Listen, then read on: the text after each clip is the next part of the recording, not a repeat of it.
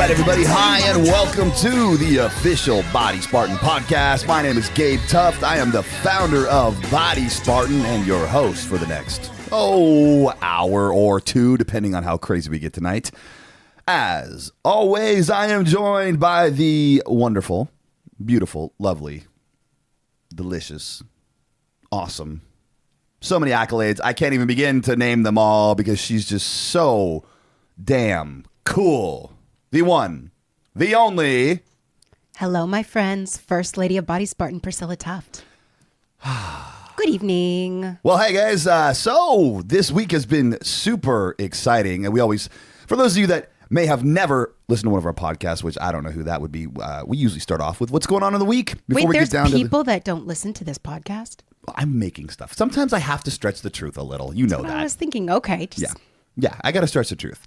So we talk about what goes on in our week, and this week has been incredibly exciting because I have been in the office all fucking week, locked up here. Pretty much 3 weeks. I've grown a huge beard. I haven't shaved. I think I showered once. I'm wearing the same underwear I was 3 days ago. Okay, that's a stretch. Okay. That is a stretch. All right, you get the pretty idea. much. Well, and the reason... We let him out of the office for showers. Occasionally. Once in a while. Occasionally. You know, 1 or 2 workouts and I just stink. But not that I've been able to even work out. The point is, I'm busting my hump. And we are busting our humps to bring you a brand new program that is launching on December 15th. It is the second, or the continuation, I should say, of Genesis. It's called G2 Ultimate Shred, and this is one hell of a program. I'm really fucking proud of this. I'm so excited about it too. I can't even. I just want to like divulge a whole bunch of the stuff. No, and I'm like trying not to. Well, like, you can even divulge can I some just stuff. do like the little sound effects, like? Oh, the video stuff. The video's awesome. They're so cool. I love them. They've got all sorts of like tips and tricks and inside out ways of doing standard stuff, and I love that. I love mixing it up in the gym, and I love the way that it's been compiled where it's really cutting edge and kind of like encoded and stuff. That's just cool. It makes you feel special. Yeah. Well, here's what we did. I spent the last 6 months, 8 months. Geez, it's been like 8 months really trying to put this program together, and I basically was my own guinea pig, like I am every time. And this program, instead of being a keto program like Revolution and Genesis are, well, actually, not instead of, Revolution and Genesis are a cyclic keto program. This is a targeted keto program. And targeted keto means that you get some carbs before every workout. And it's a very specific type of carbohydrate. You can do your research or you can just get the program and find out. But the point is here, it's awesome. I've created what I call polymorphic training, which is a real fancy term for saying there are many, many different styles of training incorporated into this program. And we have what I call like a recruit boot camp for the first 2 weeks. Oh, let me back up, actually. Every 2 weeks, the training style is going to change. There'll be small variations in the workouts. They will get more intense in those 2 weeks. But we're going to change every 2 weeks to keep muscle confusion at the top of the list. This is a functional training program. So we're incorporating abs and core, plyo stuff, kettlebells, everything in the program. And there's going to be some traditional weightlifting in it as well, because you guys know I'm a big gym rat and I love my heavy weights. That being said, strength training, there's a power section. There's some power lifting that's going on. Power training, as you could call it, strength and power. There's functional training. There's volume training. There's time under tension. I mean, this is the epitome of muscle confusion and functional training. And guys, I'm telling you, I kicked my own ass making this, and I'm really excited to bring it to you. So we're going to launch this thing on the 15th. It's called G2. Sean and I are busting our butts video editing while we're trying to handle everything else. Priscilla's kind of overseeing the whole thing. Cole is working his ass off getting it coded. We have, as of right now, we have 10 days. Wait, what's today? Today's the 4th? Today is the 3rd. The 3rd. So as of today, we have 11 days. Oh, I'm sorry. It is the 4th. Is it the 4th? Okay, then 10 days. I have 10 days because I have to have this ready the day before to bring this to you. And I got a lot of work to do. So we are really fucking excited. Things are moving. You guys are going to love nervous. this. I'm out of my comfort zone.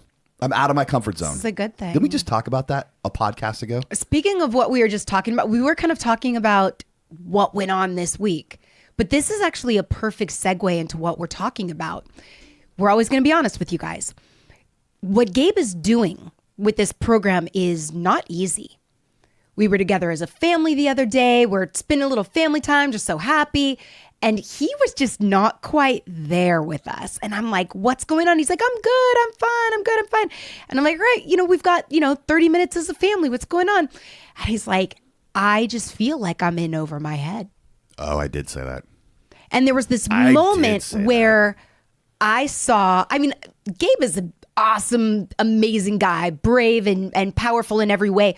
But I saw a little fear because when he makes a commitment, he follows through no matter what. And the man has not gotten up from his computer. And am I wrong in saying that you had a moment where you wanted to give up? No, you're not wrong, because we're always honest on the podcast. And the topic tonight are moments when you wanted to give up and how you got through it.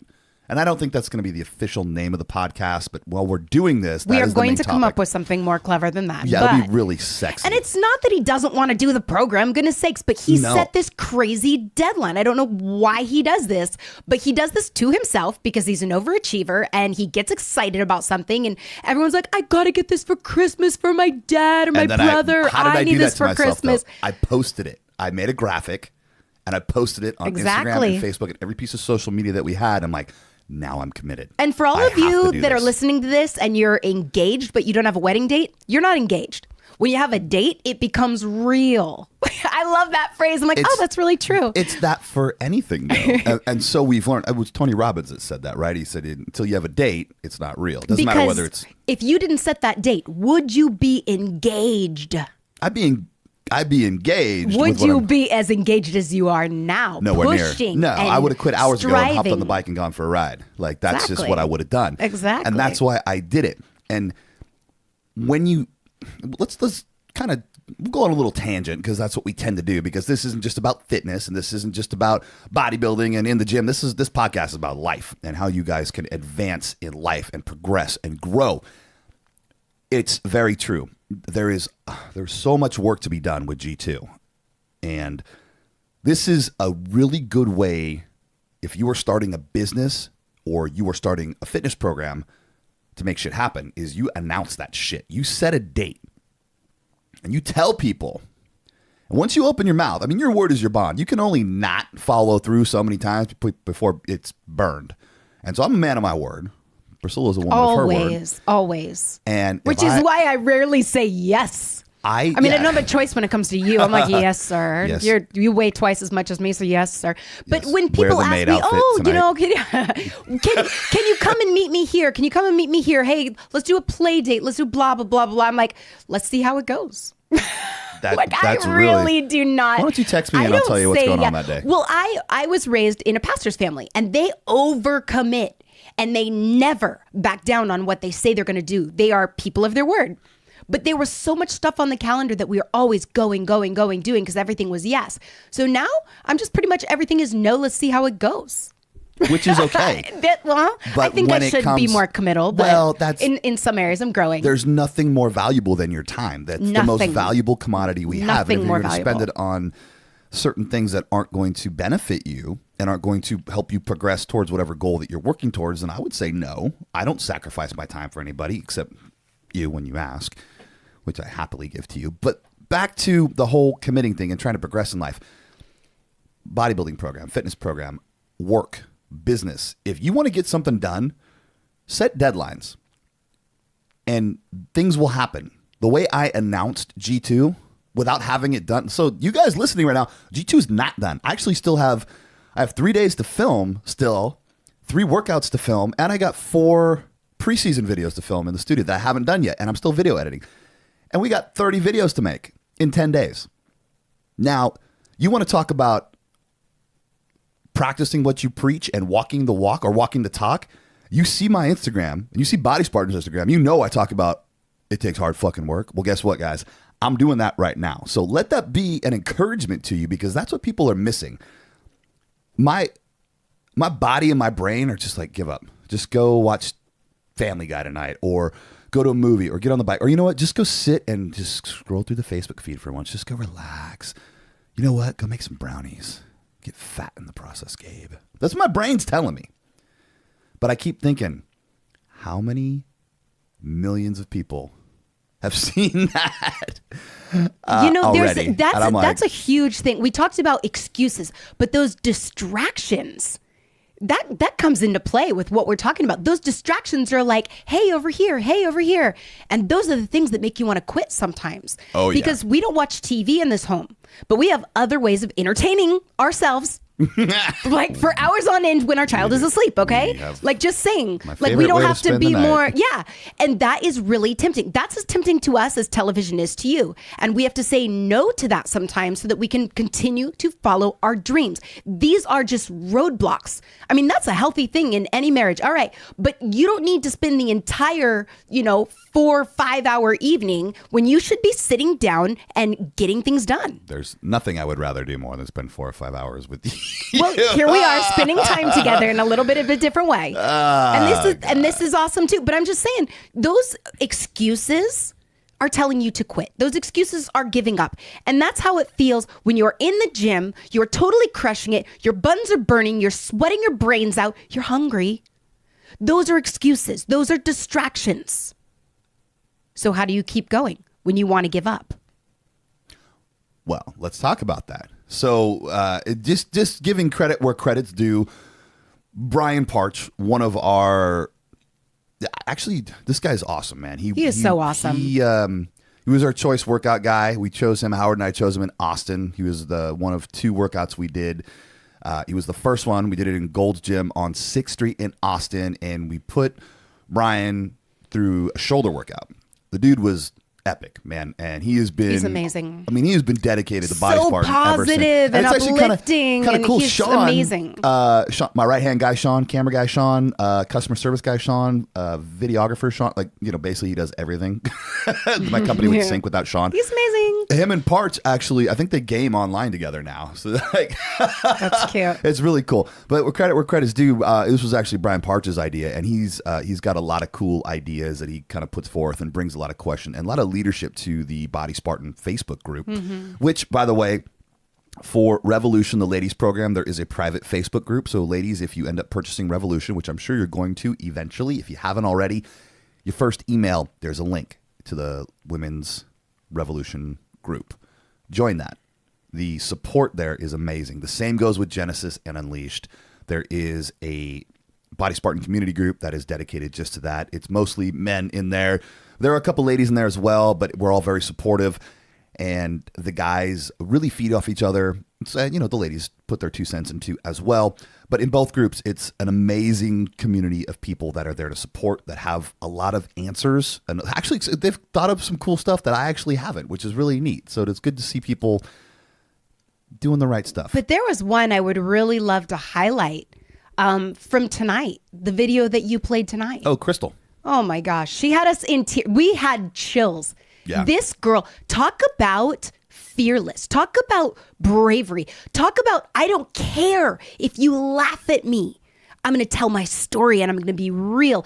And we watched as she broke down in the middle of her video. Like, girl is straight crying, like Oprah cry. Like, it was amazing. Ugly cry, it was amazing. And she allowed herself to be in that vulnerable place. And we watched as she rose above that and just embodied her personal power. That was incredible. Like, I hope that you gentlemen that are in that group look at her and aspire to be a quarter of a human being that she is. I mean, she just blew for everyone blew listening. Our minds. You have to understand that Crystal has come so far. She's not at her goal yet. She's still got a journey that she hasn't completed yet, and she's dealing with some emotional stuff regarding her past and some powerlifting stuff, and her body, like her back and her knees, and just injuries. But she posted this video of just wearing her heart on the sleeve in the group that's mostly men. Like, she was that brave. Like, and talk what was about so cool powerhouse is like, that the guys what? fully supported her. It was I'm beautiful. looking through the comments. I'm like, this is beautiful. exactly what I want. So it if you was want a amazing. definition of team, there's one for you. So let's talk about times when you and I felt like giving up, because that's what this is all about tonight. And that is what it's all about. But I just want to hit on one more thing, because we can't get into that deliciousness without me like bringing up the fact that this is Body Spartan, you guys. We are a team of people. We pull each other up. We don't make fun of each other. Because a lot of us, shoot, we were losers in high school.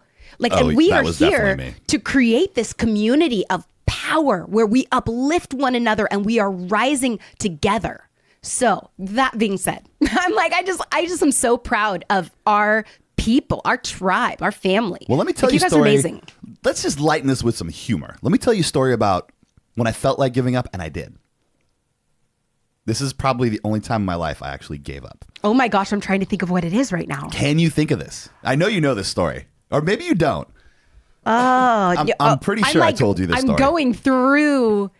I'm guessing it must be a high school story. It's a high school story. You give up at nothing now. Yeah. It's Everybody has to try it once. And for those of you that don't know, I was a total geek, nerd, loner, loser in high school. I had 4 friends. I would wander the halls during lunch so that people would think I was on a mission to do something, when in fact, one of my 4 friends or all my 4 friends were missing and I had no one to talk to. So I would just kind of aimlessly wander the halls like, oh no. Arbitrarily fiddle with lock. Yeah, drink water, mindlessly. So that was me. And so I joined the wrestling team. And at Annalee High, actually, what's kind of cool, my high school that I went to, where my parents actually still live across the street from, is where they shoot, 13 Things?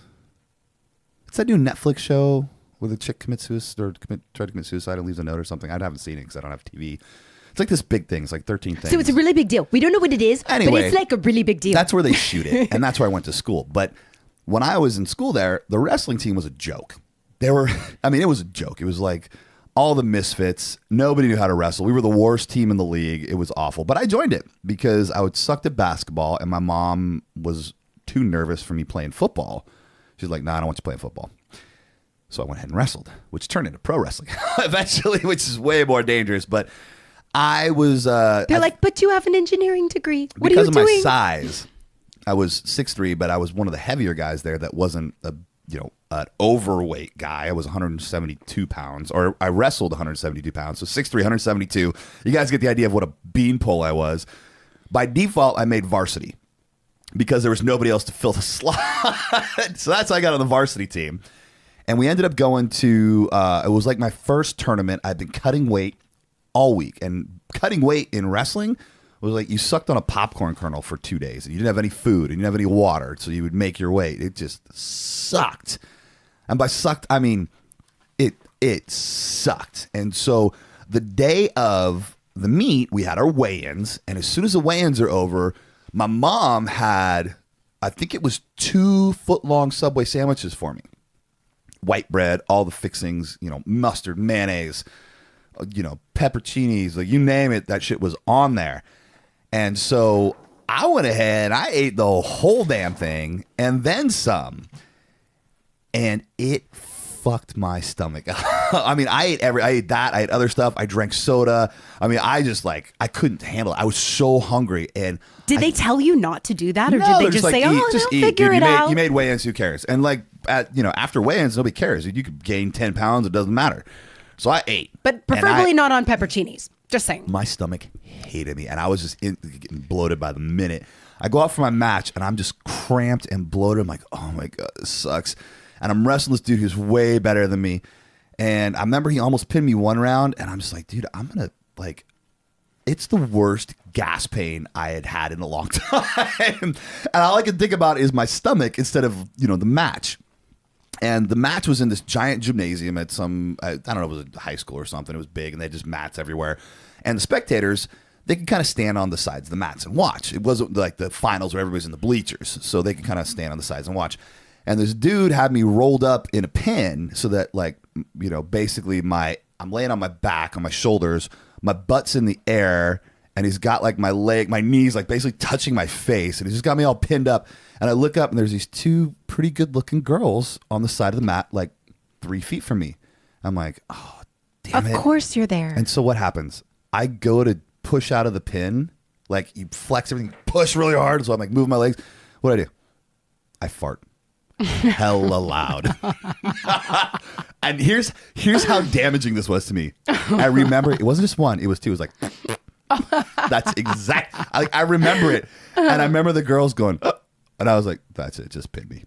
Like, I just totally relaxed. I'm like, just get this fucking over with. That is so sad. I just let him pin me. I'm like, I'm done, dude. Take me home so I can eat another sandwich.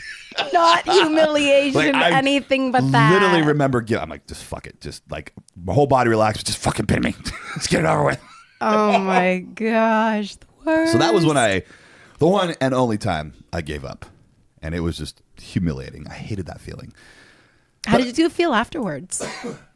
Well, I never told anybody that story until I was older. But afterwards, I was just like, Yeah, I felt like shit. I felt like the team sucks. So, I kind of blamed on the team. Like, our team sucks anyway. It doesn't matter. Like, we're not going to win this thing anyway. It's just me. Who cares? The whole thing was a joke. And I didn't take it seriously. Which is how a lot of people take life. It's like a joke. They just don't take it seriously.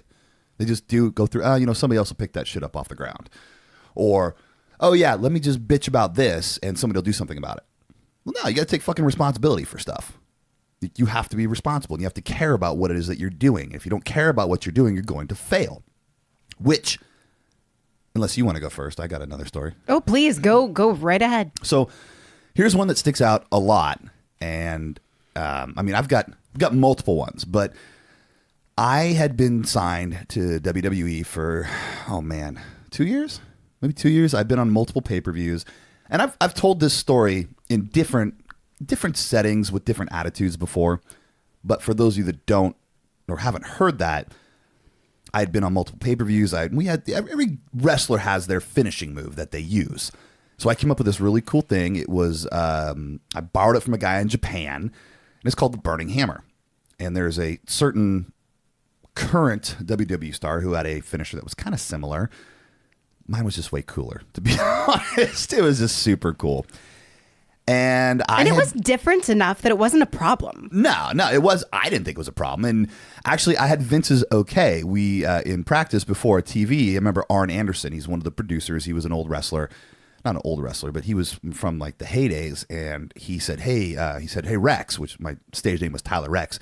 He goes, Rex, what are you doing for a finisher? And I told him, and I remember Goldust is like, hey, show me, I'll take it for you. And so I'm like, okay, dude. And so, we had everybody around the ring, and, the certain someone would sit ringside, and I did it right in front of him, nailed it, and everybody's like, oh, crap, Goldie, you okay? And he's like, yeah, dude, I'm totally fine, man. It doesn't hurt at all.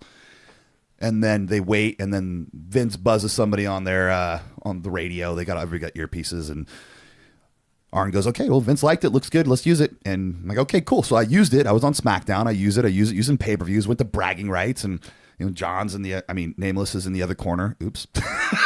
Shit. That just happened. He's in the other corner across from me. John Smith. Yeah, not the other one. But just anyway, John Smith. Just John Smith. In the other corner. So that, bragging rights was a pay-per-view where you get Team SmackDown and Team Raw across from each other and you battle it out. And two guys go until it's like a big tag match, and it's fun. There's 6 guys on a team. But I started the whole pay-per-view. Like, it was me. It was the main event. We started, and I eliminated Santino Marella with my Burning Hammer right in front of him. Like, no problem, dude, on a pay-per-view, one of the huge pay-per-view. And so we go, whatever. And then I get drafted to Raw. A couple months later, I'm on a house show. And house shows are these non-televised events. And the first night, I'm working a guy named Primo. His name's Eddie Colon. Real cool guy. I hit my finisher, and I come back, and, this certain somebody looks at me. He's like, we have to find you a new finisher, man. Because I'd kind of screwed it up. Like, Eddie and I kind of screwed it up, and it kind of looked like John's at the end. He kind of twisted in midair. And I was like, yeah, dude, I'm really sorry, bro. I'll make sure we get it right tomorrow night. He's like, okay. So we do it again the next night. And I came back through the curtain. This veteran, poster boy of the company grabs me and pulls me aside and just like chewed my ass for 5 minutes about what a dipshit I was. And I thought I told you not to use that fucking move. And do you want your fucking job? You better fucking change it, you piece of shit. Like, basically treated me like a 10-year-old and belittled me. And with all the guys in the locker room within an earshot, as he's sitting here basically yelling at me, and I'm like, dude, I'm really sorry. It's a total misunderstanding. I didn't, from my perspective, I thought he just meant, don't make it look like mine. Make sure you hit it right. When in reality, he wasn't fucking joking. He's like, get a new fucking finisher. And so the way the wrestling world works is, it's like a mafia. The guys at the top, they got all the power. And if they don't like you, there's one word and you're fucking gone. And I remember after he chewed my ass, it made me feel stupid. I walked away. I walked outside. I cooled off for a second. I'm like, okay, I'm just going to make this right. I walked back in and he's sitting by the curtain by himself. I looked over at him. I got down on my knee, took a knee next to him. And I was like, hey, John, look, man, I just want you to know, like, I really did not mean to fuck that up, dude. He's like, well, you blah, blah, blah, blah. He just right back at me. And I walked outside and one of the refs came out and he's just like, you okay? I'm like, no, I'm not fucking okay. I'm like, I'm going fucking home. I'm done. I'm quitting today. Like, I don't even want to fucking be here. And I met this guy, Bones was his name. We called him Bones. Justin King. Super cool ref. He's like, well, just take a minute, man. You don't want to quit. I'm like, yeah, I want to fucking quit. I don't need to be treated like this. Nobody should be. I'm a grown man. At that time, I was 34 years old. I'm a grown fucking man. Nobody treats me that way. I should not have to take that and fear for my job. And I was pissed. And I sat outside. I cooled off. I was out there for like 15 minutes, just kind of trying to decide what I wanted to do. And if there was ever a time I wanted to quit, that was it. Because it wasn't going the best. Like, I wasn't getting the push that I had. And the push is when you get the, everybody behind you, like Vince and the machine behind you, and they start pushing you out there in front of everybody and you become this huge star. I'd gone out, did my thing, and then the writers really didn't know what to do with me. So I just kind of faded. And I was like, shit, I got to reinvent myself. And so here's what I did. I decided, no, I ain't going to fucking quit. I'm going to suck it up, deal with this house show. I'll use some shitty roll-ups or something like that, some pins for the rest of the house show loop. And then I'm going to figure this out. So I went back down to training. Like, I went back to the FCW training camp. And I go, I'm going to find a new finisher. I'm going to figure this out, and it's going to be cool. And I found one. It was cool. It was called Killjoy. It was just, nobody had ever done it. I made it up, and it was fucking badass. And at that point, I decided, I'm going to totally reinvent myself. I stopped caring what anybody else thought. Because after that house show loop, I got demoted. Like, I got totally demoted. Like, my name was soiled because I fucked up. And I was determined. I'm like, oh, yeah, you can do that. And I don't give a fuck if I get fired at this point, but I'm going to reinvent myself. And if I go down swinging in the process, well, so fucking be it. And so I did. And that's when I ended up teaming up with Hawkins. And I just really didn't give a shit if I got fired or not. I did what I wanted, did what Hawkins wanted. And we had some of the best matches that any tag teams had ever had. And then when you made the commitment to do that, then what happened to your career? It shot off like a fucking rocket. Suddenly everybody's behind him. Suddenly everybody's pushing him. Yeah. And then Hunter, who's Triple H, pulls us aside after pay-per-view and gives us this idea. And now we got the machine behind us because we stopped caring about what other people thought. We still did what we were supposed to in the ring. The match was supposed to go a certain way. We did it. But getting from point A to point B, we did whatever we wanted. We're like, nope, it's going our way because we know what the fuck we're doing. We trust our instincts and we know we're good. And we're not letting 100 people in our ear. We're not letting all these other people tell us what to do, get in my ear, make me feel insecure. I had to feel secure in myself to understand. Actually, I had to hit rock bottom. And this is precisely the whole premise of the idea of wanting to give up. If you want to give up, you are not loving yourself enough. You're not respecting yourself enough. You're in a place of self-hatred, a place where you don't believe in yourself. It's associated with an energy center in your body called the solar plexus. Start eating orange foods, yellow foods. Think about the color of the foods that you're eating. These are going to spin your energy centers. And this particular energy center has to do with the amount of self-respect that you have. The belief in yourself. Okay. Wait, you said eating certain colored foods will For example, yellow affects the area right underneath your chest called your solar plexus. Now, we're referring to energy centers. Energy centers. So everybody understands. And this is Chinese medicine. This is one particular avenue when it comes to studying energy centers. But this is where self-confidence comes from. And without it, you're not going to love yourself. And if you don't love yourself, you're going to want to give up because you're like, hey, stupid, you can't do this. You're not strong enough. You're weak. Give up. And that's when people give up. So it's a constant state of renewing your love for yourself, and that'll help you love other people. That's a huge thing that came up today for me. And another thing, which this sums up everything that we're about to talk about tonight. If you want to give up sometimes, good. Because if you don't want to give up, that means you're too comfortable with where you're at. You must have defeat. You must have challenges. And if you want to level up in your life, you're going to have to be faced with these things so that you can progress forward and grow And you will get through it. Maybe not the way that you think you're going to get through it, but you'll get through it.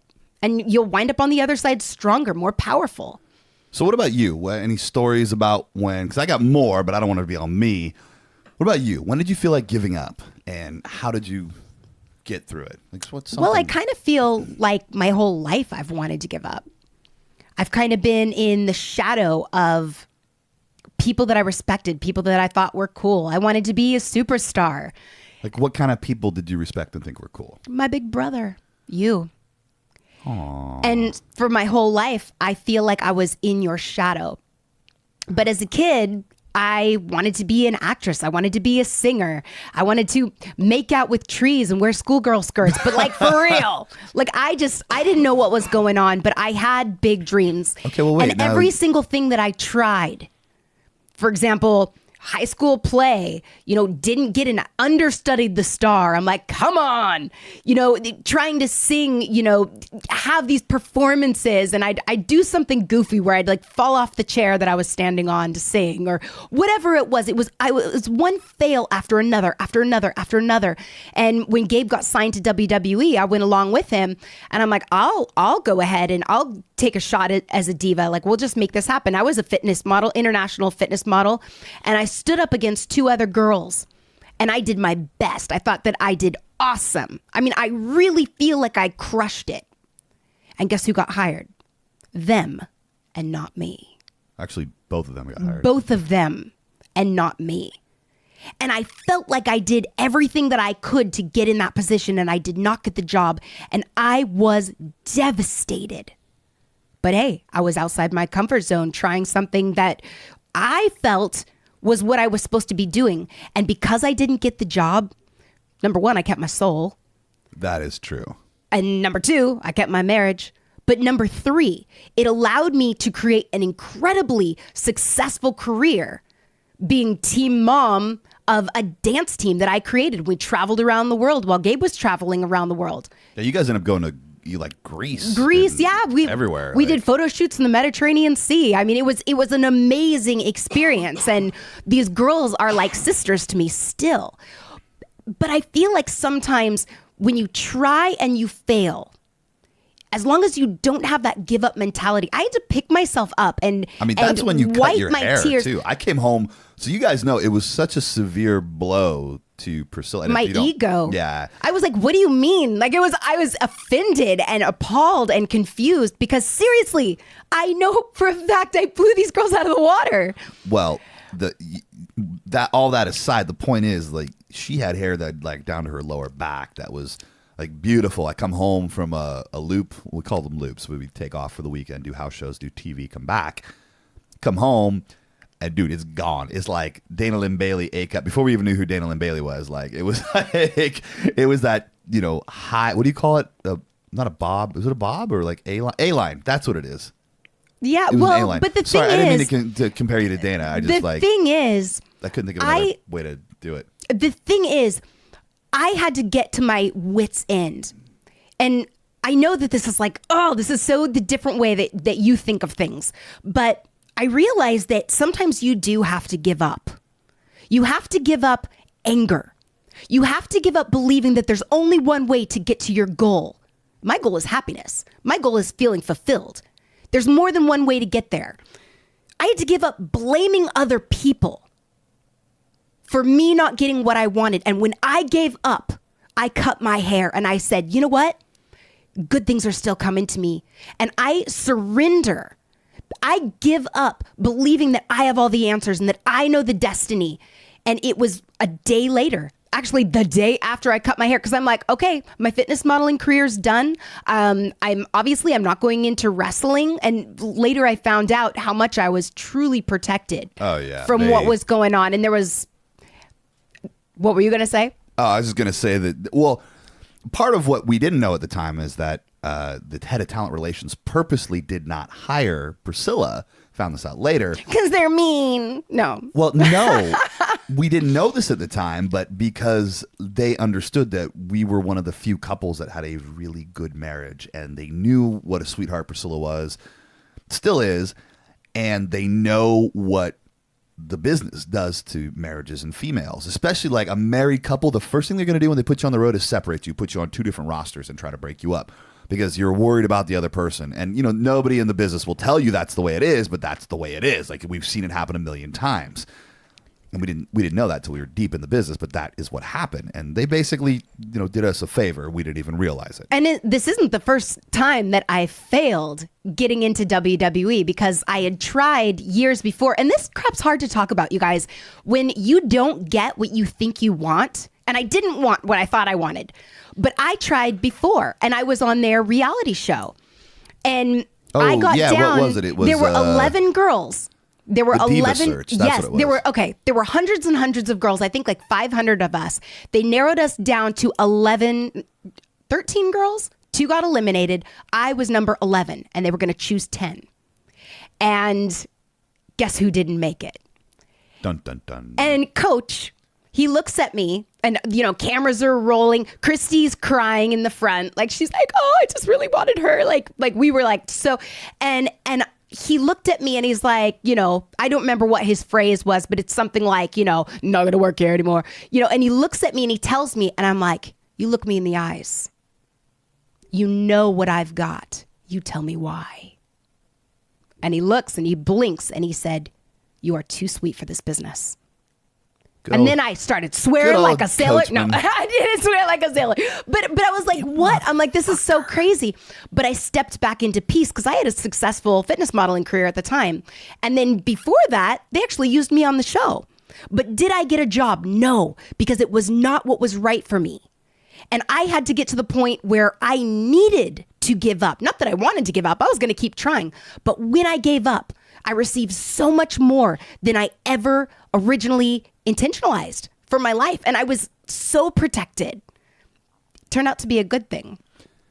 A very good thing. Well, let's do this because that's a pretty awesome set of stories. And that's very helpful. But I've got 2 more stories that actually revolve around Body Spartan. And I think this is going to be helpful because there are some things that we can give you guys to do.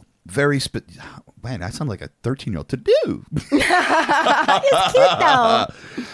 There are some very specific things we can give you guys to do, and it will help change your path if you are failing.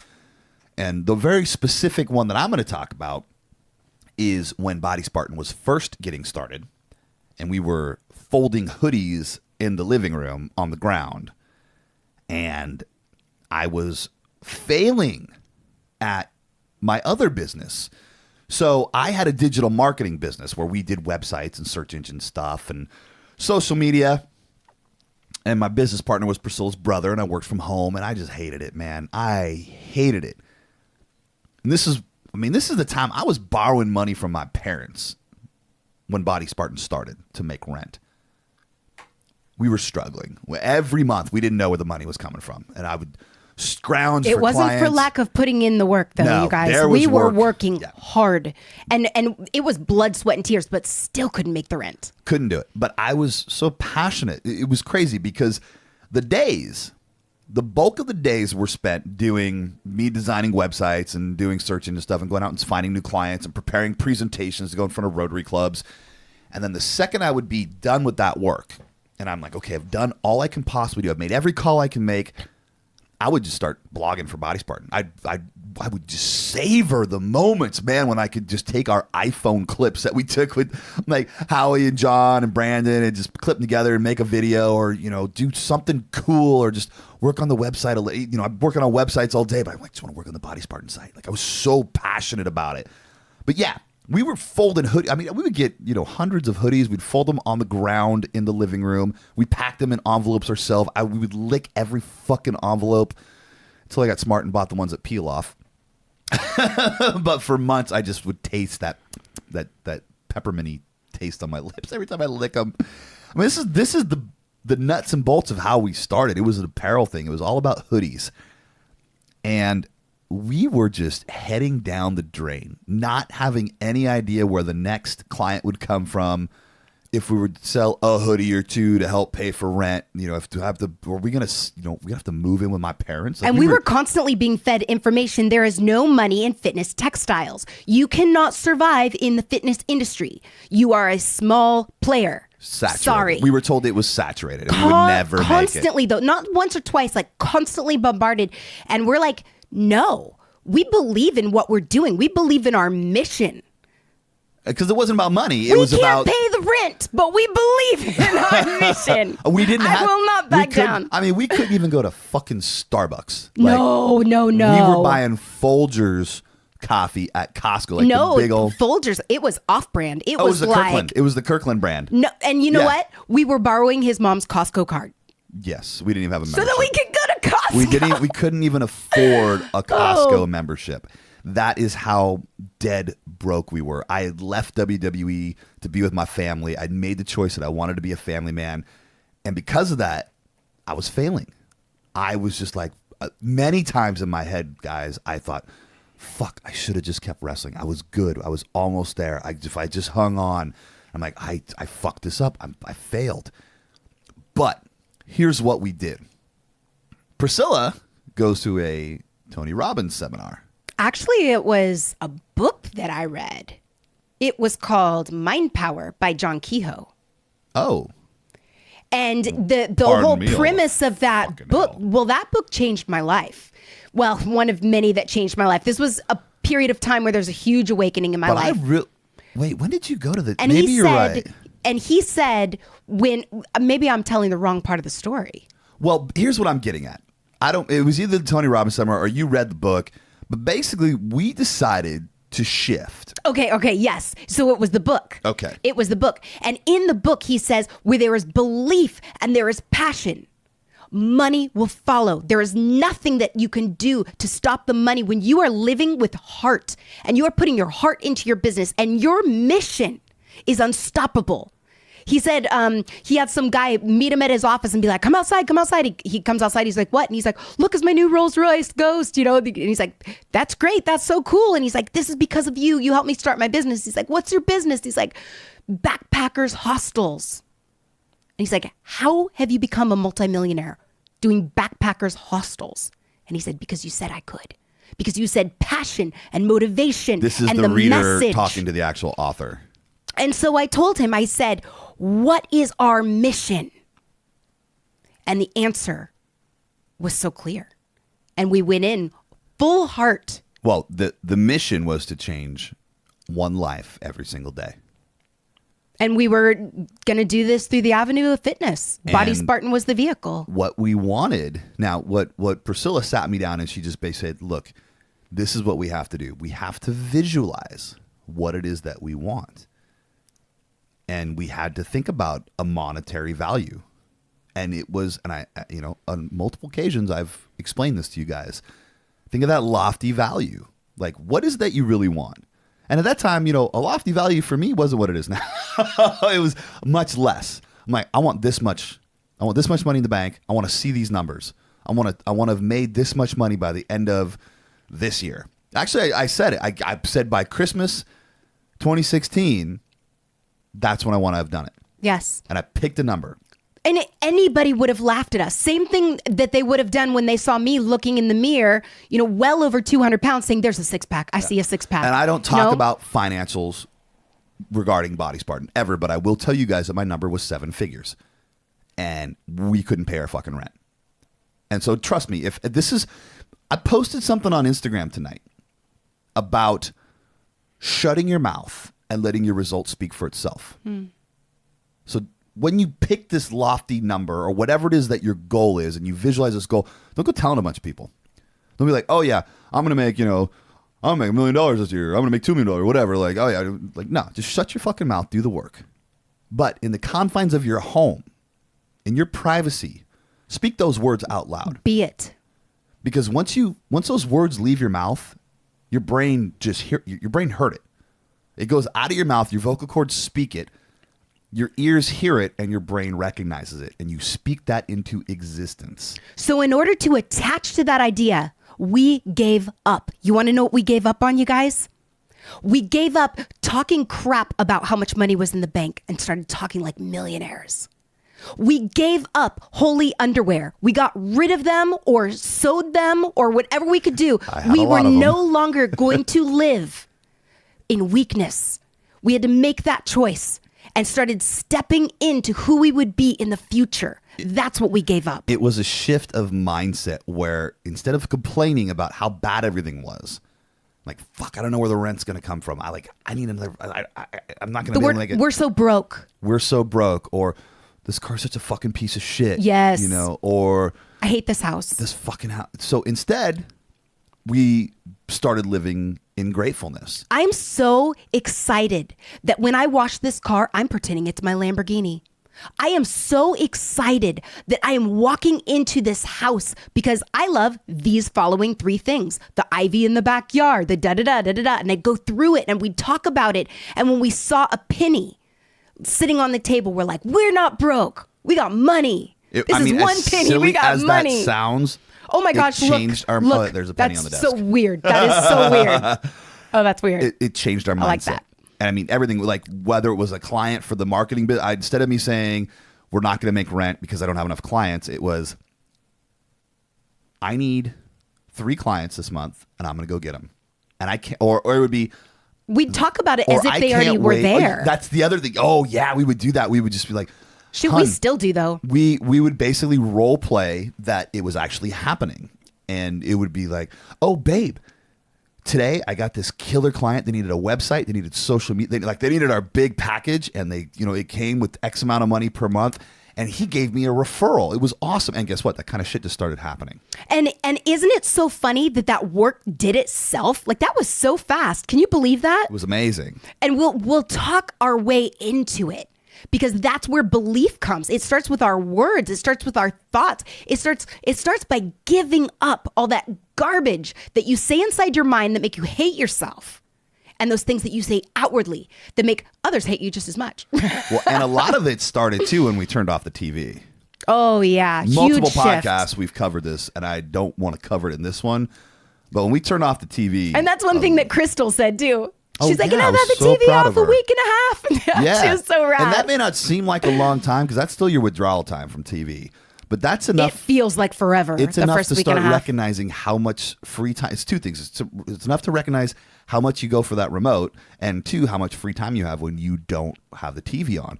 But what you don't recognize right away is how much negative stuff is put into your head when the TV's on, via commercials, via news, via anything else. When you turn that shit off, it's just you and your mind, and you can literally shift the way that you think. You can shift from negative into gratefulness. And when you start every day in gratefulness and you live in gratefulness, amazing things start to happen. And to polish this, go ahead. Well, I really want to hit on this, just like a couple of little things. I know. Still on the same story? Totally. Okay, yeah, let's go. Well, about the prosperity? Yeah, do it. Well, go ahead and nail it. Go ahead and nail it, because I think I was going to take it into something else. But it is like so, I'm just like so eager to talk about. I just kind of wanted to put a light at the end of that tunnel. We lived that way for a year. I mean, it started small. We started with a couple of things. We would wake up every morning and we would sit down with a cup of coffee with our daughter, and we would say, what are you grateful for today? And we would each say 3 things that we were grateful for, whether it was, the sun, the full moon, the warm shower that we were about to take, the carpet underneath our feet that we're not, I'm grateful for the carpet and that it's not dirt. I'm grateful for the way it feels under my feet. I'm grateful for this couch that I'm sitting on. And we would pray. Like in the very beginning, we realize now you don't need to beg. You ask once and it's done, because the rest is up to you. The rest is faith. We would pray every single morning without fail. What was our prayer? Remember, it was 3 things. I don't remember. It was like, increase my territory, and thank you that it's already happened.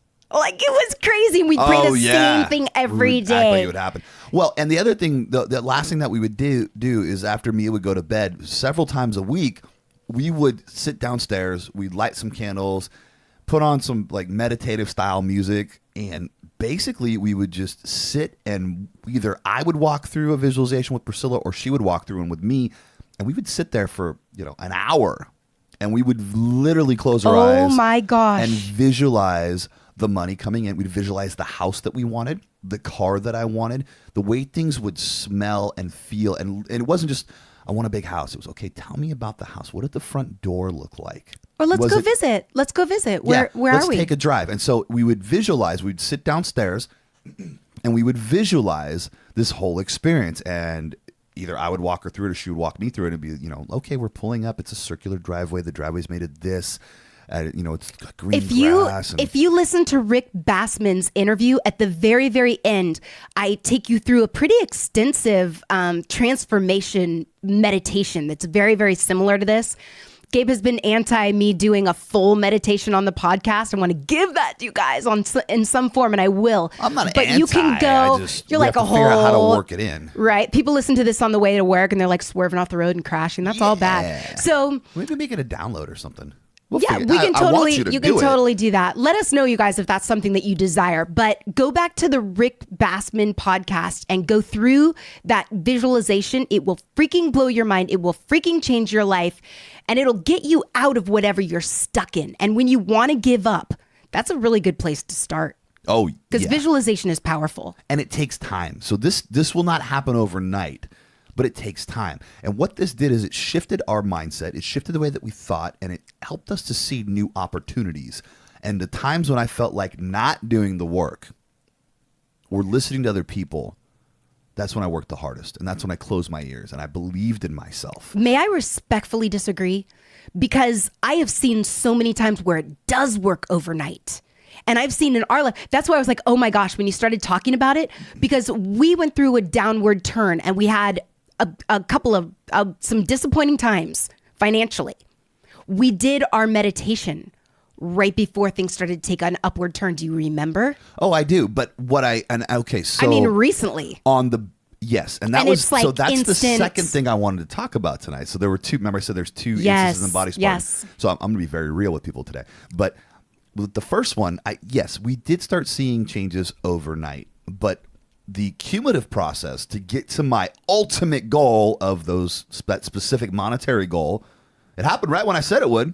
Mm-hmm. Christmas, we crossed that mark, and I mean, it took us a year of living in gratefulness and doing this routine every day and visualizing. But I'd wanted to give up. Like, I was all like, dude, we're moving back to my parents, and when we shifted and we did this, we hit the mark in 2016. Like, Body Spartan blew the fuck up. It was from nothing to holy shit, here is a brand new company with 12 million views on some of their videos and 7-figure revenue with no overhead. This is a viable company. We fucking crushed it because we changed the way we thought.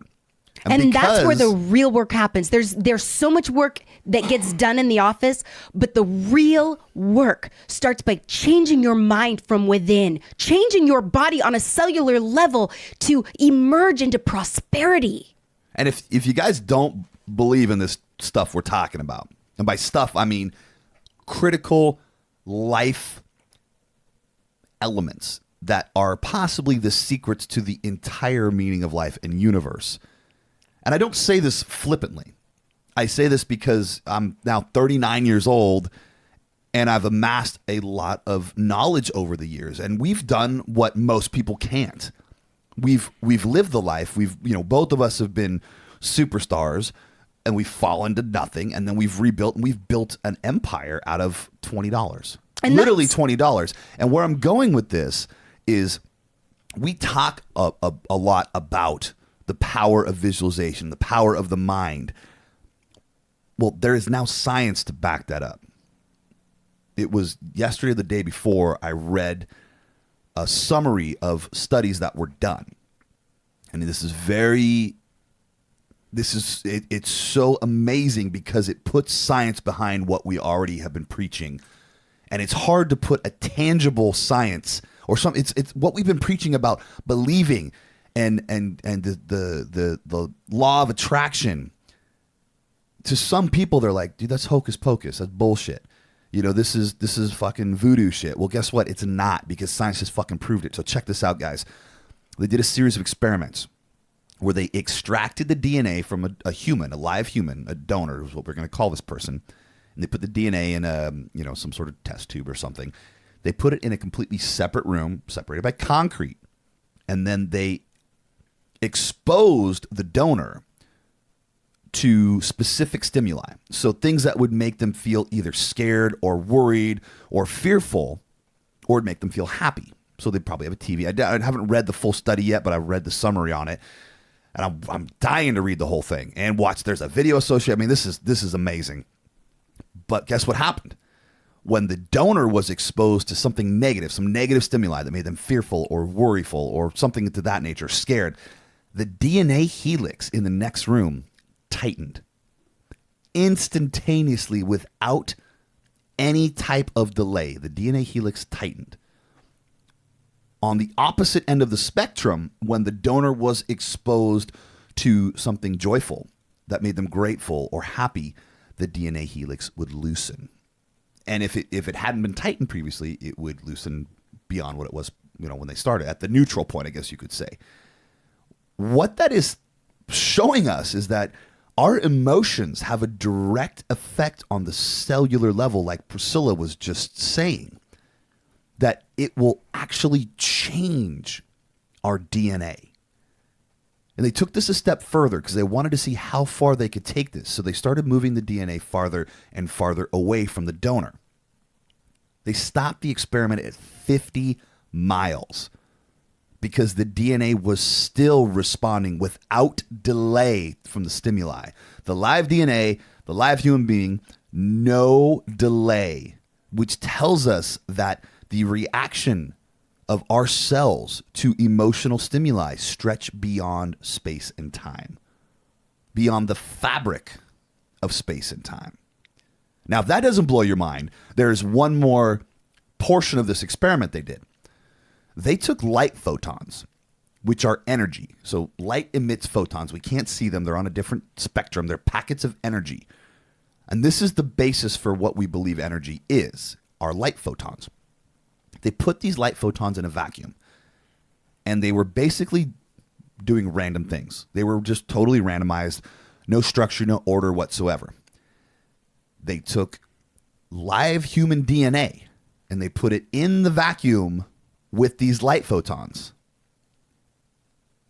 When they did that, the light photons shaped themselves around the DNA helix. The light photons shaped into a DNA helix. This is some high-level shit. And it sounds so far out, but the same exact thing is happening when you eat vegetables and fruits, because they have that light, those light photons inside of them. And it is bioavailable when you eat them. And they have water. And water. Most things we eat have water. There's whole other studies done. Dr. Emoto from Japan has done numerous studies, and we've mentioned these previous times about water. And I think it's probably worth mentioning right now, since we're talking about shit that is going beyond the fabric of space and time and how we're able to truly shape our reality. I mean, think about this. If energy, pure energy light photons, when they're put in a vacuum, if it doesn't matter whose DNA it is, it's been your DNA, that whoever's listening to this is your DNA in a vacuum. These light photons, these energy packets would shape themselves around your DNA. They would form the same DNA helix that's sitting in that vacuum. And so the theory would then be extended to light photons that are all around you. You're being bombarded by energy on a daily basis, whether it's electromagnetic energy, whether it's solar energy, all these different frequencies we can't see. You have the ability to shape that. And my sweet love, so many of you have come to us telling us that you have family history of depression and that you're stuck, that you have a life sentence. This is proof right now that you can start over. Changes at a cellular level that you are in control of. One choice at a time, one thought at a time, one belief at a time. Yeah, you are not stuck. I have heard that so many times. People in their patterns. I'm stuck. I just can't get out of this fucking... You're not fucking stuck. I thought I was stuck too. I wasn't stuck. But this is even like diabetes, high blood pressure, everything that you think you got from your family. Everything that you think you got from your family is healable and fixable. I'm living proof. We've never told that story. I battled depression since I was 13. I'm talking about the trigeminal neuralgia. Oh We've my never gosh. told that story. Okay, we're gonna have to. I feel like that's almost for like another thing. This is because when you I was felt talking like about brain that surgery. wasn't. You felt like giving up, dude. I thought I was So like, a year ago, I was diagnosed with an incurable autoimmune. not autoimmune. Nerve. It's called trigeminal neuralgia, and basically, you have the trigeminal nerve in your face. It's on both sides, right? It was on one side. But I think the trigeminal nerve runs both sides. Basically, it runs up into your brain at the top of your head, comes down by your eye, your and then cheek, it goes your down mouth. your cheekbone, and it spreads out. There's three major nerves, like these huge nerve roots, but they go throughout your entire face. And what happens is, for some reason within your brain cavity, there is some pressure that's put on the trigeminal nerve, and it drives people insane to the point of suicide. There is no It's cure. called the suicide disease. And they don't have a cure for it, but they said you have two options. You can either have a hole drilled in your skull and we can give you radiation, or we can drill a hole in your skull and we can give you brain surgery. Like, there's no, and we are not certain that this is even going to help. Or you try to live with it, and I would it was get unlivable. seizures in my face at random. And it would be one after another, after another, after another, after another. And we made the choice that was not going to be our story. Explain those seizures so that people understand. Because we tell the story now because we feel like we didn't live it, because we changed the way we thought about it. I do disassociate from it in a lot of ways. Can I tell it so you don't have to tell it unless you want to? I don't know. It kind of like makes me sick to my stomach to even think about it, but okay. You want to leave and I'll tell it? Maybe. You want to walk out for 2 minutes? Yeah, I don't think I should hear it. Like, I don't want to go back there because my cells have taken another course. Why don't you step out for 2 minutes? Okay. And then I'll holler to you when it's time to come back in, and I'm just going to talk a little quieter. It's just good for me not to hear it. Yeah, no, and this Priscilla's right. It's good for her not to hear it because there was a lot of disassociation that happened with this. She had to literally disassociate from it and tell herself that her body was healing, her body was changing, her body was going to be better. And okay, she's gone. So the way this worked is one day she just basically collapsed on the ground, holding her head, squeezing her head, and trying not to scream because it hurt so bad. I'm talking like the most painful shit. I like, as a husband and not a doctor, I didn't know what the fuck to do. I'm like, oh my God, what the fuck is happening? And the first one lasted hours. It was insanity. And then they would come and go. Some of them would last 5 minutes. Some would last a half hour. Some would last an hour. Some would last multiple hours. There was no way. And she would just crumble to the ground, squeeze her head, pound on her head with one of her hands, cry uncontrollably. And, Mia is like, oh no, mommy. And I'm like, it's okay. She just needs a moment. Like, we did not know what to do. Like, no, I'm talking, this is the worst thing I'd ever seen. And the more we researched it, and after she got diagnosed with it, like, people consistently commit suicide because the pain is so unbearable. There's nothing that can be done. So the options were take a nerve blocker, which made her extremely lethargic, sleepy. She was basically a non-functional human being, or go get basically a hole drilled in her skull, and they would somehow relieve the pressure on the nerve. So it was like brain surgery or bust is where we're at. And so let me call her back in. Hey, Pete, we're good. I'm calling her back in. So what she ended up doing was basically disassociating from all that and telling herself that none of it was happening, that her body was well. And she believed, I've never seen someone believe so hard with anything that her body was healing itself. The doctor would be like, so how are you feeling today? And I'm like, I'm feeling outstanding and my body's catching up. Oh, I and they remember you would saying get that. so frustrated with me. They're like, so tell us about your pains. And I'm like, actually, I'm not in a suffering state, but I have this diagram here where I have these little like arrows to the places and the experiences or whatever. I just write it down and, just kind of be like, here you go. So I wasn't reliving it every single time, retelling the story of things gone wrong. I was talking about what was going right. I remember you saying, my body is well. My body is well. Oh, yes, my body is well. So no one's ever seen this. The doctors are like, there's no history of this ever happening in any of the medical books, but it went away on its own. Gone. Like never to have a repeat incident. But we were playfully thinking, we're like, isn't it going to be so great? Oh my gosh, you guys. I'm remembering my fear of taking care of my own child. I'm like, because I was at the park one day and I started having like one of these facial seizures. And I was like being calm. That's how I was in labor. I never made a sound, but I was in. I felt a lot of intensity. Squeezed the shit out of my hands and my like arms, breathing and like holding, marks. like sitting straight up the whole time. Anyways, like it was kind of like that.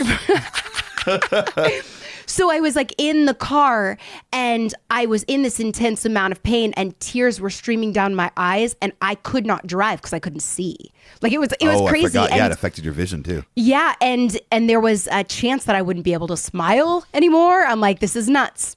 But anyways, there was a belief. And I asked one time, let me be well. And then I decided that I was. And I had to convince my mind that my body was well. And I'd sit there imagining the cells repairing themselves. And I'd crank awesome stuff into my mind about being healed. And I'd create audios for myself and I'd listen to them. And I'd be in this intense discomfort. And I'd be laying down and I would disassociate with all of it. And poor Gabe, he had to make the decision where I was going to go. And I'd just go to the doctors. I'd play the doctor game because it helped convince me that I was well. But I would speak of myself as if I was already well. But there is one other thing. Did you get to the other part about the business? Because you were I haven't done that yet. Okay. I can do that now. Because I just, on a closing note for that story, I mean, if you need proof, read the studies I was talking about. But if you want anecdotal proof from us two, this is how you change on a cellular level through thought, through changing your mindset, through belief. And those of you that have ever gone to PriscillaTuft.com, I wrote a blog on Gabe's experience. And it's all about this cellular healing that took place. It is a very, very long blog, but it is like detailed information about my heart. Of exactly what we went through with Gabe's heart. And Gabe's body is healed. My body is healed. Yeah, we are not well. A palpitation in 6 months now. We are well, my friends. And this is possible for you too. I know you want to jump back into the business too, and I'm dwelling in the amazing grace right now, for lack of a better term. I know. I was like in the other room. Like here's what I'm visualizing. We finish this podcast. We give each other giant hugs, and I know. we both cry a little bit. And I was pacing back and forth, and I'm like, "Thank you." What? But I was like walking back and forth and trying not to hear you. But I was just like, so much yes. This is yes. Like, I don't know why that's my thing to say. I get so excited. But this is yes. My body is so well. And I just feel the vibration of every single one of my cells becoming younger and stronger. And when your cells regenerate on a daily basis, your face, your body, do you realize that you get brand new cells? Little itty bitty baby cells, not old people cells. Are you 60 and you're listening to this? You don't get 60-year-old cells. You get brand new cells. Recovering and repairing. But they are recovering and repairing based on what you think that they should do. So if you believe that you are ill, you will be ill. But if you believe that you are well, you will be well.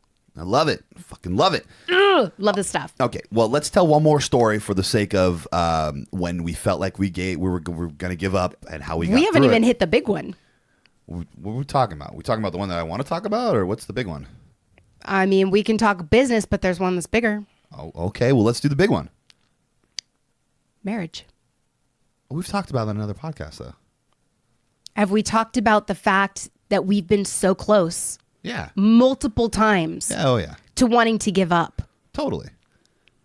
And that this is probably, I mean, I realize I'm such a big freaking fail. Like my whole life fail. Everything she tried, she failed. But you know what, you guys?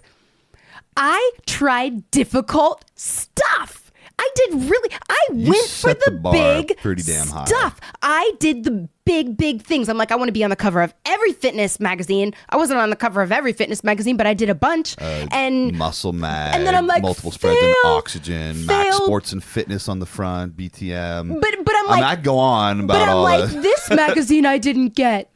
I was only on the inside of Oxygen, and I'm like, what the heck? And so I set the bar so high and I fail, but I didn't celebrate the reverse gap of like where I was at. Instead, I was just like, oh, when I give up, I'm such a freaking failure. I'm no good, blah, blah, blah. But I was trying big things. The reason I didn't get to, all of these different places in life that I wanted to get to was because I was really, really aiming high and it wasn't even deeply what I wanted. But the thing is, that's why I look at my marriage and I'm like, that's what makes me a warrior. Being able to stand behind the same man for 20 years when I've been with no other man, I'm behind him. And we have hit really difficult times. We've dealt with losing a sibling to suicide. We've dealt with a parent having cancer. We've dealt with parents moving away. We've dealt with losing our dog of 16 years, which you guys, we downplay it. That freaking hurts. It still freaking hurts. And that makes marriage difficult. And then there's my husband, a workaholic. Oh, wait, no, it's me being a workaholic. Oh, wait, no, it's my husband being a jerk. Oh, wait, it's me being a jerk. But we are twin flames. So when I look at my husband, I see all the ways that I'm failing. And when he looks at me, he sees all the ways that he's failing because the other person carries my strength. Did that make sense the way I said it? Yeah. And then vice versa. They carry your weakness and you're pulling them up and you're frustrated because they don't get it. Marriage is freaking hard, you guys. And the biggest reason that I am a warrior, that I am something, is because I've been able to stay married to this jerk. No, I'm just kidding. Oh, God. But the biggest reason that I am with him is because divorce is not an option. That's his mantra. He says the same thing every time. And well, I mean, I do have to basically lock you in the dungeon and chain you up and like you can't go anywhere. But sometimes that's what I want. I know. I'm like, I want to know that I'm wanted. I want to know that I'm significant. We don't really have a dungeon. That's in our next house. I know. They're like, oh my gosh, he's horrible. But understand, you guys, and there'll be a lot of tying up. I was dealing with major depression, like periods of time where it lasts like 2 weeks and everything is sad and everything is terrible and horrible and I'm stupid and da-da-da. This man stood beside me. Sometimes I'm sure that he wanted to shoot me, but he didn't. I didn't want to shoot you, but I definitely thought about like... He's like, how are you not thinking clearly? You out a window once or twice. Right? And then there were times in our marriage where my husband has worked through some major control and anger issues. Me? I know. It's like, if you have known Gabe, he is the most mellow, amazing. He's powerful, but he's got this like softness about him that is just like, it's deliciously powerful because you're like, hey, you're not trying to prove anything to anyone. He has changed his cells, you guys. He is not the same man that I married. And I am not the same woman that he is married. We have emerged from the worst things. And I don't know why he believed in me when I was at my worst. I don't know why I believed in that guy when he was at his worst. But we don't even remember. We cast it into the sea of forgetfulness and we move forward and we are changed. But marriage is a tough one.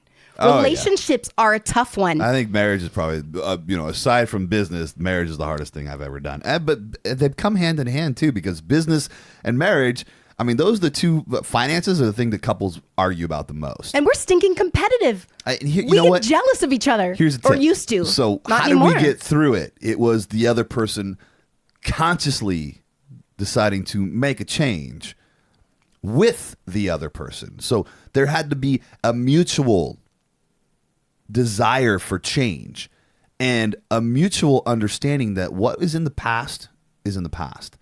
And we're not going to just say, I'm sorry. We're going to forgive and forget and understand that if the past is, if you need to move on and you're having trouble moving on, guys, because this is important. We're talking about such a large, broad picture here. with the topic being, when did you feel it? When did you feel like you were failing? When were you failing? And how did you get through it? I mean, Or give up. when did you feel like giving up, and how did you get through it? That's a broad picture. And so we're covering There's a lot of every ground area here. of life. We're covering a lot of ground. When it comes to relationships, we have found that the best thing to do is to talk like human beings and not yell. You have to learn to control your anger issues. If you start thinking about cellular level things and how your DNA reacts and your cells change when you get angry, you have to understand, okay, I need to be, my number one goal is to be happy. And we share that goal, is to live in a high vibrational state and to be as happy as possible. So we have to understand that things probably aren't the way that we perceive them. But whatever it may be, forgive and forget and completely wipe that slate clean. We don't keep count of who's right and who's wrong and who did this 5 months ago and who did this last month. And you know what? You did that shit fucking 2 weeks ago, and I'm fucking sick of that shit. Well, guess what? We don't remember. Like, literally, I don't fucking remember. What I remember are the good times. The pain's not there. And we haven't even... That was weird. Oh, the purple. Oh, it's a sign. We're supposed to get the purple mattress. All the computer monitors are turning on. I know, on their damn self. retrograde. But it's we seriously shift, and we don't only shift our vibration. We shift on a cellular level to where we don't even associate with whatever happened. But we also gave up. We gave up blame. We gave up keeping things the way that they've always been. We gave up tradition. Complaining. We gave up negativity. When we gave up, we broke through. Broke the cycle and broke through. And speaking of that, we got one last anecdote to tell you guys that I think is very important because it's recent. And on this topic, a lot of people think that I'm invincible and Priscilla's invincible. Just you look at us like they can do no wrong. You guys can keep on thinking that I'm invincible, though. Go ahead, but that'd be cool. Up until it was only about almost a month ago. No, 2 months ago now, I think, give or take. I was seriously like me, the poster boy of Body Spartan, the guy who never gives up, who always is like, scrape yourself off the fucking ground. Let's go. There's another, live to fight another day. Here we go. I was about to give up.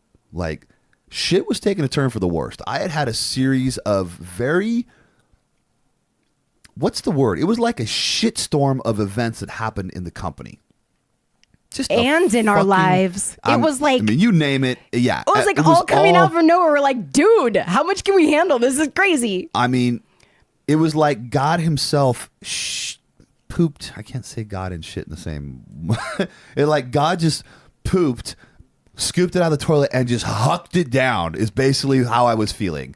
And this is remember we talked about changing the way that you thought. He's like within Gabe right now being like, homie, I don't work that way. Well, listen.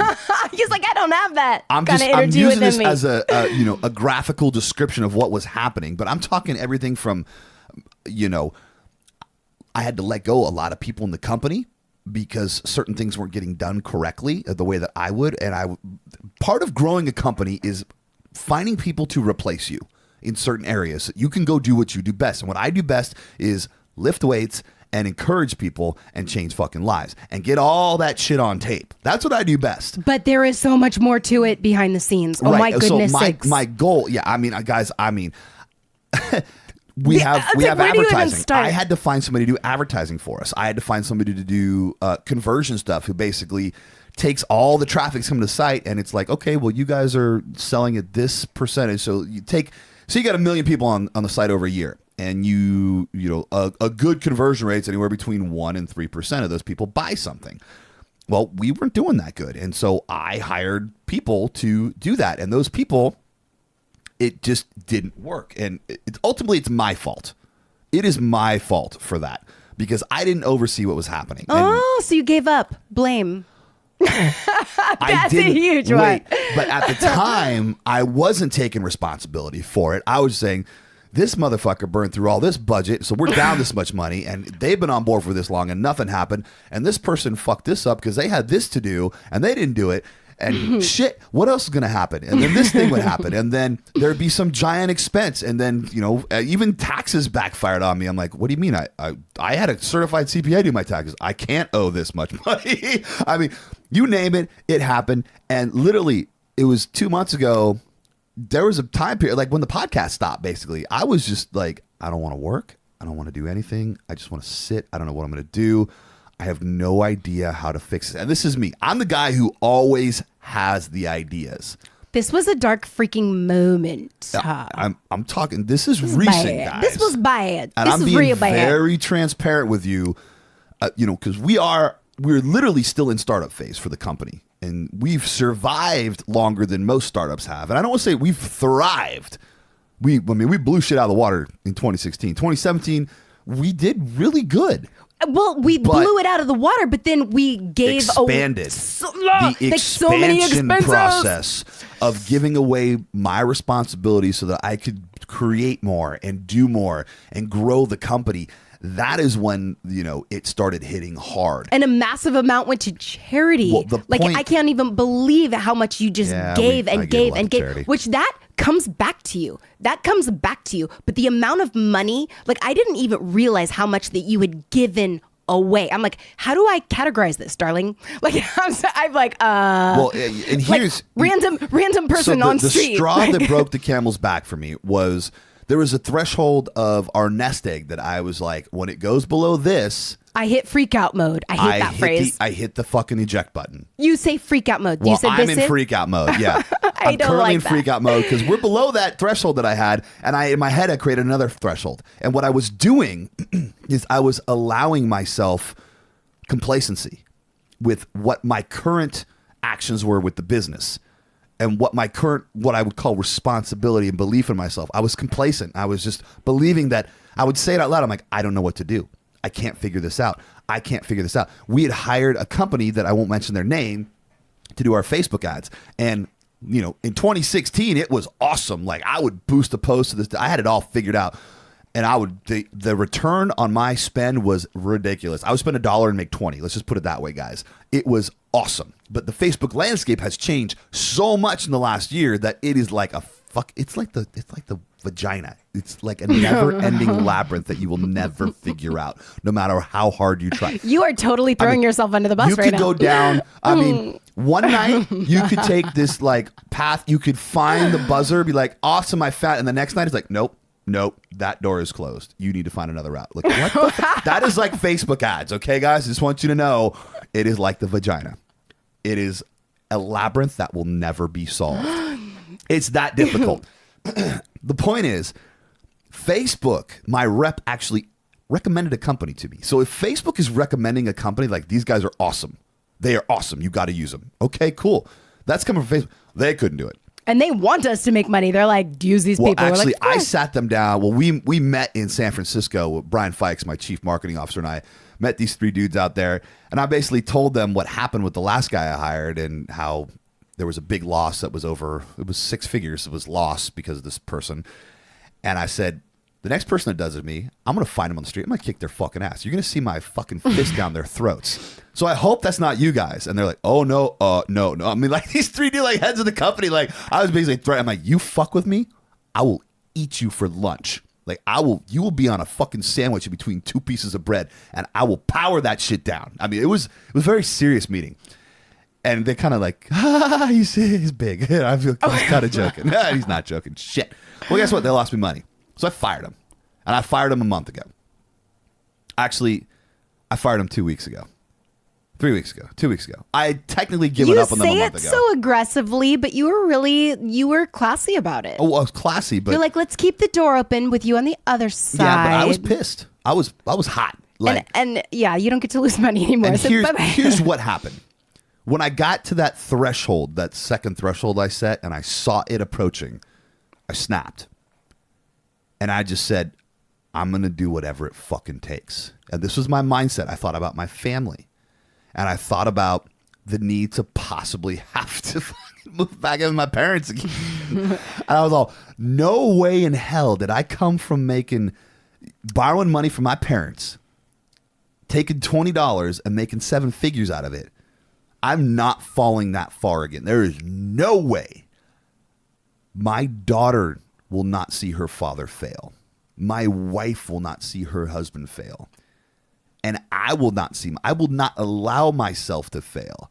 And it was just one morning, I just woke up and I just decided. And I say this, I have all these awesome posts on Instagram I hope you guys read, because one of them was it was very recent, and I said, just decide. It's that easy. And that is what I did this morning about 2 months ago. I just decided. And I stopped riding the motorcycle as much. I cut my workouts really short. I even skipped it multiple days because I was going to do whatever it fucking took. And family time was like 3 minutes. I basically told Priscilla and Mia, I said, okay. look, guys, you've had a lot of time with me lately. It's going to change because I need to go fix something. And Mia understands and Priscilla understands. They fully support me. And that helps to have a supportive family. But I just locked myself in the office. And I got and then up, we slide meals under the door. I got the out door. with Brandon today for an hour and a half to work out. And that's the only time I started at 7:30 this morning. And what time is it now? It is now 10:25. So I've been out of the house for an hour and a half. And you are so freaking stubborn. When it comes to, you are stubborn. And I'm not even working on G2. I'm podcasting. But I was determined. So here's what I did. But I feel like you're needing to get all this out. This is good. I took everything that everybody else supposedly was supposed to be doing, let everybody go, said, see you guys. I fired them over or let people go. I just, the company shrunk a little bit. But that needed to happen. We needed to reel this in. And I took every responsibility back. And I said, I'm going to figure this out. I'm a goddamn engineer. I'm a good problem solver. I can solve any puzzle. If any of you know somebody that solved it. If you know of somebody that we might have left off, not every single person was failing to do their job. No. Like some of the people that we had to let go, like they were powerhouses, but it just wasn't monetizable at this moment. Yeah, so, there has to be everybody that you have to have a return. We had a great team. I don't want you guys to think that everybody fucked up, because here's the way it is. That did not happen. When I stopped blaming everybody else, I realized as the CEO of Body Spartan, it's my responsibility to oversee everything. And if something was heading off the beaten path, it was my job to reel that shit back in a long time ago, and I didn't do it. So I take full responsibility for everything. The point is, I figured it out. I did everybody's job. I've been up till 3 a.m. multiple nights. More nights than I can recall. I've had 18-hour days in this office, more than I can think of in the last 3 weeks, steering this ship back in the right direction. Just, can I ask you, do you celebrate that reverse gap? Do you realize what you've done? Actually, today I did. I was talking to Brandon, and I told him, we have steered the ship successfully back on course, and it feels fucking great. Let's go to the gym. And nobody's coming back on the boat. Nobody. The doors are locked. But Tony Robbins himself, not to bring that back up, but he's like, you got to delegate. You got to find. Straight up told me we I got to will delegate. get to that. And that was what this year was. It was a learning process. And we were getting outside the comfort zone, you guys. That's why we wanted to give up. That's why we felt all these fail moments, because you've got to try. You've got to try. I think the takeaway here is people want to know, because everybody has these moments where they want to give up. Then the question is, how do you get through it? And for me, I have the no quit mentality. Even though it seemed bleak, and I had a moment of, actually I had a couple of weeks or a month, 2 months, 3 months. It was building. I'm like, I don't know what the fuck to do. I was freaking out on the inside. When you decide that you know what to do, for me, it boils down to putting in the work. Well, here's the way it works. For me, it boils down to believing that you have the ability to change. Believing that you have the ability to succeed. That is number one. And then taking that and making it actionable. Because most people, the opportunities will present themselves, and they just don't want to put in the fucking work. Are you willing to get up at 4:30 in the morning to get the job done? Are you willing to stay up till 3 a.m. and have 4 cups of coffee in the process and not worry about sleep or the next day to get the shit done? Most people, no, they're tired. They're not going to do it because there's some fucking TV show on. Well, guess what? I was ready to put in the work. There was a time when I was complacent, when shit was going downhill. I didn't want to. I just wanted to go fucking ride the bike and escape, or I want to go to the gym and escape, or I Or just that wanna other go thing have that we do at night after the baby other goes thing to sleep. that we That do, other thing. I don't know what's Everything's gonna happen in like 20 minutes here. Anyway, And then another good question to ask yourself when you want to give up. What do you need to give up? Do you need to give up blame? Do you need to give up anger? Do you need to give up the resistance that this is the only path, this is the only way? Maybe there's another way. that was part of it too. That was me going, what I had to realize what I was doing wasn't working, and I need to But find I've always done it that way. well, and it was within my scope of knowledge that But I I don't knew know how to do anything things. about I was that. trying different things within my scope of knowledge, and I realized I got to get outside my scope of knowledge and learn new shit. And so I did. Like when that Facebook company came on and worked with us, I stopped being complacent. I was on it every week in meetings with them, looking at what they did, figuring out the tricks that I didn't know. And then I got back on the horn with my Facebook rep who I hadn't talked to in a couple months. And I had calls with her every freaking week and multiple emails, figuring out stuff that the Facebook company didn't, that the advertising company didn't even know. So now I had their knowledge plus her knowledge. And I'm like, oh, I got this. Why didn't you try this, dude? Did you try this? Did you try that? No. Well, why did you try that? Because I know that. You guys are the best company on the planet. You should know this shit. So here I go. I'm like, you know what? I can do this. Boom. And so I figured it out. It was a matter of deciding I was going to do it and then putting in the fucking work and doing different shit. If you are doing something that you have already done and it's not working, guess what? It's not going to work. This goes for every single aspect of your The life. definition of insanity is doing the same thing over and over again, expecting a different result. Break the cycle. You have to change and do different stuff. And I'm talking drastically, and I did drastic shit with the company. I mean, I'm like, we're going this way, we're doing this, we're going to try this, and I'm going to experiment. And I'm talking like I was methodical. I kept notes and spreadsheets, and I mean, I tried everything. And when it And you had started to some work, fails. You had a lot of fails. I had 2 months of fails in the process. I'm still failing, but, but you I'm getting didn't things that give work. up. No, You didn't give up. You guys want to know why? Because what this all comes down to is the why. You have to have a reason that you want to go for that. I just remember one of the most difficult things besides, marriage, business, all this stuff, raising a baby. She cried and cried and cried and cried. And there were some nights where Gabe's on the road and I'm holding her and I'm walking back and forth and she's screaming and screaming and I'm going deaf. And I'm like, do I put cotton balls in my ears? What do I do? How do I get her to stop crying? And I don't know what to do. And I wanted to give up and I couldn't. I didn't get to. That wasn't an option. I got to keep this kid alive. There was no other option because I loved this child because this was what was. And then here's Gabe. What's his why? So, well, my why was for my family, just like yours was for me. Mine's for my family, and yours was also for me too. But it was family oriented for me. A lot of people won't have the same why. It's not going to be the same why for everybody. It's going to be different. Some might be family. Some might be, something completely different. You're married to a woman who doesn't care about the Prada shoes. You're married to a woman who never asks for anything.